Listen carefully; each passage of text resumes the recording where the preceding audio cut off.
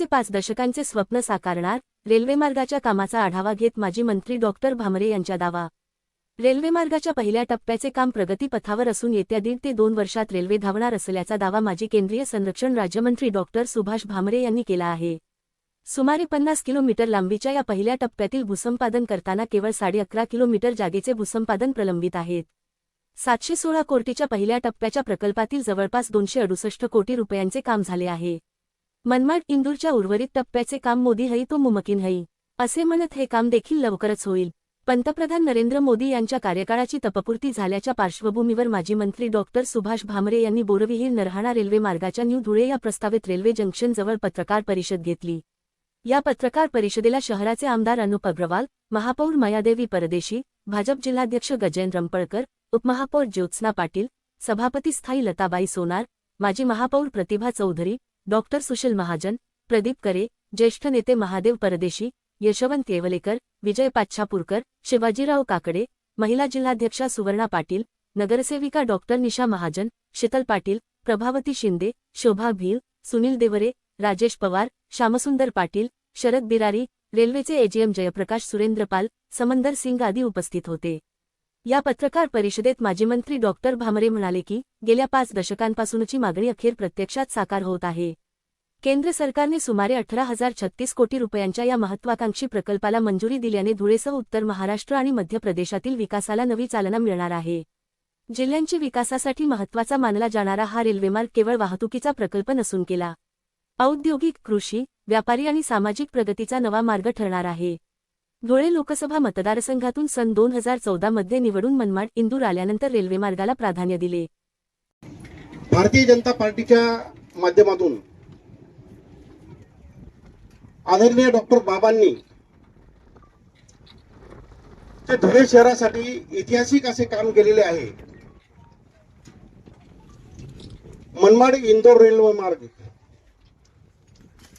या मार्गाविषयी मी लहानपणापासूनच धुळे शहरात ऐकत होतो.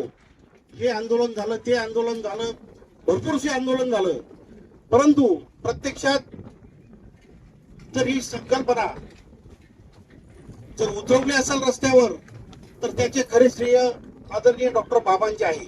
मनमाड इंदोर रेल्वे मार्ग ही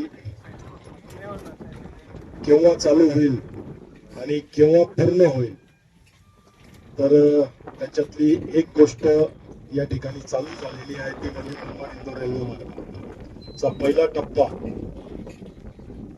धुळे ते नडाणा हा प्रत्यक्षात या ठिकाणी चालू झालेला आहे. आणि आज या ठिकाणी खास करून पत्रकार परिषद घ्यायचा जो मानस होता आदरणीय बाबासाहेबांचा तो म्हणजे तपपूर्ती. मोदी साहेबांचे 12 वर्ष, या 12 वर्षात आदरणीय देशाचे पंतप्रधान मोदी साहेबांनी जे जनकल्याणचे कामं केली त्या निमित्ताने प्रगती पथावर जे कामं चालू आहेत मनमाड इंदोर रेल्वे मार्गासारखा हा मोठा प्रकल्प या ठिकाणी अक्षरशः सुरू झालेला आहे. माननीय महाताई परदेशी, उपमहापौर ज्योत्स्नाताई पाटील, स्टँडिंग कमिटीचे चेअरमन लताताई सोनार, माजी महापौर प्रतिज्ञाना करते, त्याचप्रमाणे चौधरीताई, डॉक्टर सुशील महाजन आणि वेळ बराच झालेला आहे म्हणून सन्माननीय व्यासपीठ, ज्येष्ठ नागरिक आघाडीचे अध्यक्ष, सगळ्यांचं भारतीय जनता पक्षाच्या सगळ्या कार्यकर्त्यांसाठी अभिमानाची गोष्ट म्हणजे लाडके पंतप्रधान मोदी साहेबांच्या कार्यकालाला 12 वर्ष पूर्ण झाले, 1 तास पूर्ण झाले. आणि या 12 वर्षात भारताला प्रगती पथावर नेण्यासाठी, जगात एक आर्थिक महासत्ता आणण्यासाठी संपूर्ण देशात मोठ्या प्रमाणात विकासाचे कामं झालेले आहेत. समाजातील प्रत्येक घटकाला न्याय द्यायचं काम झालेलं आहे. आणि आमच्या धुळे जिल्ह्यात 4-5 प्रकल्प असा आहे त्याचा चेहरा मोहरा धुळे जिल्ह्याचा बदलण्यात आलेला आहे. त्याच्यात आपण ज्या साईटवर बसलेलो, मनमाड इंदूर रेल्वे असेल तर ज्या साईटवर बसलेलो आहोत ते मनमाड इंदूरचाच भाग म्हणजे पहिल्या टप्प्यातला धुळे नरडाणा म्हणजे बोरवीर नरडाणा. आपण सगळ्यांनी बघितलं मोठ्या प्रमाणात काम चालू आहे. रेल्वेचे रूळ टाकले गेलेले आहेत. 10 किलोमीटर पर्यंत रेल्वेचे रूळ टाकले गेले आहेत. आणि इथे आपल्याला 2 लाईनी दिसत आहेत, एक पॅसेंजर साठी आणि एक माल वाहतुकीसाठी. 50 वर्षापासून आम्ही स्वप्न बघितलं होतं की मनमाड इंदूर व्हायलाच पाहिजे, कारण आपला धुळे जिल्हा अविकसित आणि आदिवासी आणि कुठल्याही प्रकारचं इथं विकासाचं काम दिसत नव्हतं. आणि त्यामुळे जनतेचं स्वप्न होतं जोपर्यंत मुख्य रेल्वे लाईनला आपण जोडले जात नाही तोपर्यंत आपल्या भागाचा विकास होणार नाही.